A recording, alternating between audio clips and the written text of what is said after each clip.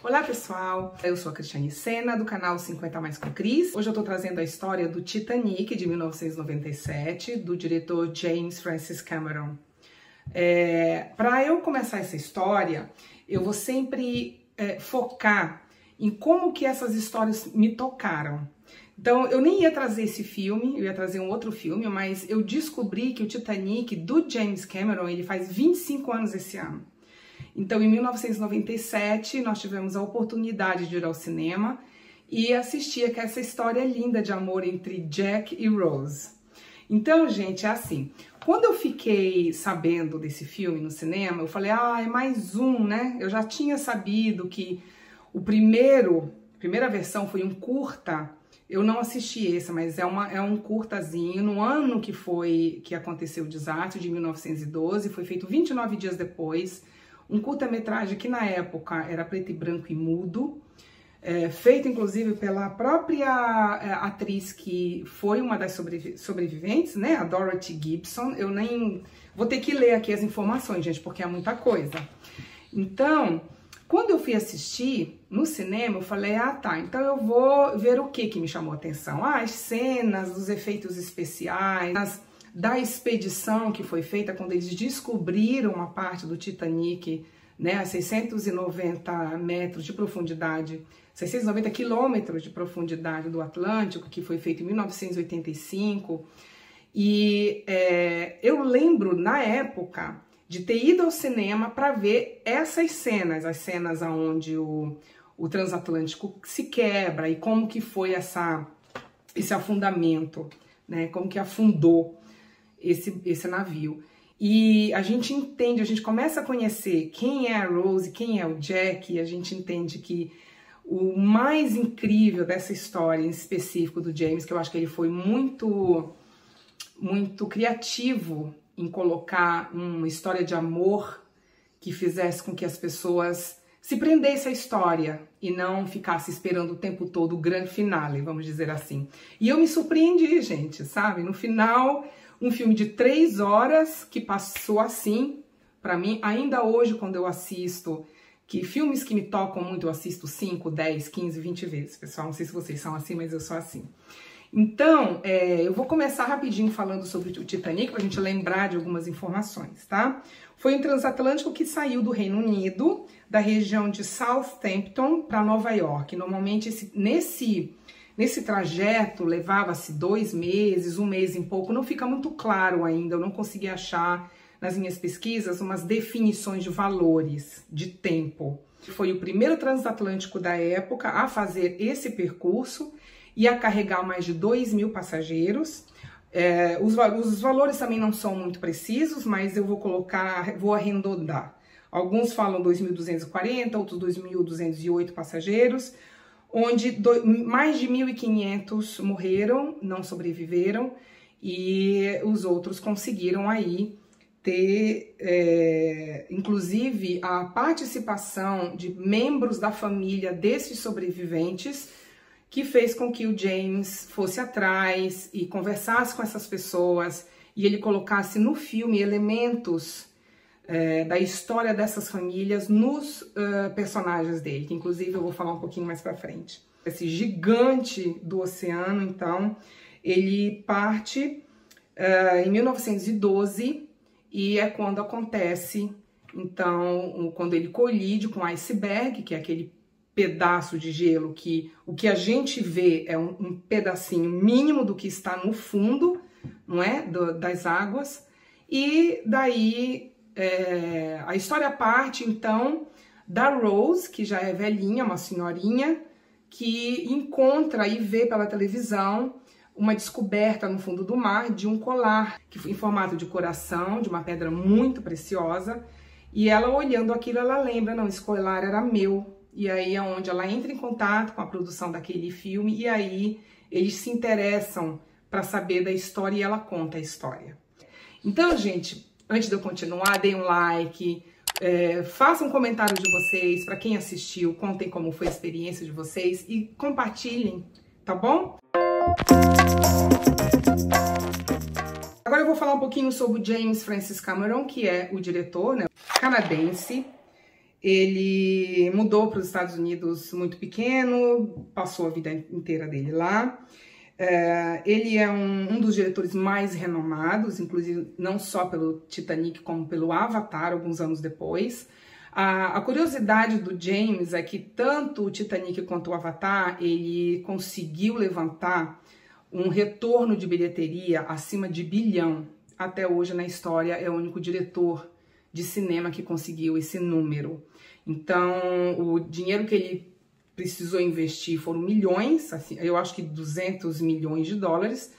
Agora eu vou contar um pouquinho sobre como que surgiu esse interesse do James através não só do documentário da expedição que encontrou os restos em 1895, que encontrou os restos do Titanic no fundo do mar, como do livro Titanic by John Lynch, que é um livro ilustrador, que eles chamam. Nessa entrevista que fizeram com o James Cameron, que se eu estivesse lá, eu acho que eu faria a mesma coisa, porque eu não sei vocês cinéfilos, pessoal, mas eu, principalmente com relação a cinema, para mim, que a gente que entende um pouquinho mais, a gente sabe que não basta só o diretor ter uma grande ideia. Não é? O diretor precisa dos olhos para saber se aquilo que ele quer é possível mostrar, que quem são os olhos do diretor é o diretor de fotografia. E para passar a emoção, ou seja, a sequência das imagens, precisa que o editor do filme fale para o diretor, não, realmente é possível passar essa emoção, porque se eu colocar essa cena, sobrepor naquela. Então, é um trabalho que eu acho incrível, porque não é um trabalho de um, é no mínimo de 3, não é? E fora todo o cast, fora todo o elenco, que tem que ser muito bem preparado. Essa expedição, eles encontraram não só alguns pedaços do navio, como eles viram muitos, mas muitos em quantidade de sapatos. Se nós formos pensar que essa tragédia aconteceu em 1912, nós estamos falando aí de 110 anos. No fundo do mar, quer dizer, ossos humanos, algum resquício de um ser humano não é possível se ter, porque a água derrete, a água leva, mas os sapatos, alguns utensílios que inclusive são utilizados no filme, né? Quem assistiu viu que no início dá pra gente ver lá, realmente foram tiradas de cenas daquela expedição que aconteceu mesmo. E nenhuma entrevista dele falando do porquê contar uma história de amor de 2 jovens. Ele explica que ele escolheu os 2 jovens porque a pessoa mais velha que ele teve contato, sobrevivente, foi a neta de uma pessoa que já estava com quase 100 anos. E era uma moça, e ele então, se remetendo a 1912, quantos anos deveria ter essa moça? Uns 15, 16 anos? E aí ele partiu dessa idade. Então tinha que ser uma mocinha de 15 para 16 com um rapaz, não é? E ele, que eu acho que ele fez brilhantemente, colocar como contrapartida desse grande desastre, desse grande terror que é ver como que aquelas pessoas morreram, a contrapartida, o outro lado da moeda, essa história de amor tão ingênua, tão honesta entre 2 pessoas de classes sociais totalmente diferentes. A Rose prisioneira das regras sociais, tendo que manter ali um casamento para poder ter uma vida, para continuar a ter uma vida decente, já que ela não tinha seu pai mais, estava só com a mãe. O Jack, por um outro lado, um rapaz pobre que ganha, de uma certa forma lá, a entrada, um quarto, uma vaga para ir para esse grande navio e participar desse evento histórico na época. Então, para ele, desde o início até o final, Jack é uma pessoa livre, totalmente diferente da Rose. É um cara que não se tem... É um artista, não vou dizer nem qual que é a arte dele, mas para não estragar demais, né? Essa curiosidade que é, esse impacto que é a gente assistir esse filme. Eu vou colocar todas as fontes da minha pesquisa, o que eu achar que vale a pena colocar para vocês assistirem. E essa entrevista com o James Cameron em 1997, ele contando como é que foram as dificuldades. Bom, primeiro, ele teve a ideia de montar uma réplica do navio, mas só da parte de cima, real. só que não com as mesmas dimensões. Uma réplica um pouco menor, que pudesse ser maleável ali, não é? Então, essa réplica ele teve que ter um contato com engenheiros para poder adaptar aquilo. Eles tiveram que alocar uma região no México e fizeram um grande tanque de água, como se fosse uma piscina gigante, para que essa réplica pudesse ser alocada ali. Toda a iluminação, câmeras que tiveram que ir tanto fora da água como dentro da água, tiveram que ser elaboradas para as cenas que ele queria. Isso tudo, gente, demorou 3 anos para que acontecesse. E mais ou menos 1 ano que foi a filmagem efetiva, né, que a gente vê aí nos making-offs que eu vou colocar. Bom, foi perguntado para o James de todo esse processo, o que para ele foi o mais difícil. Ele disse que o mais difícil foi manter a segurança de todos os atores, dos estantes. Eu não sei como é que chama estante em português. Os que ficam no lugar, né, os dublês.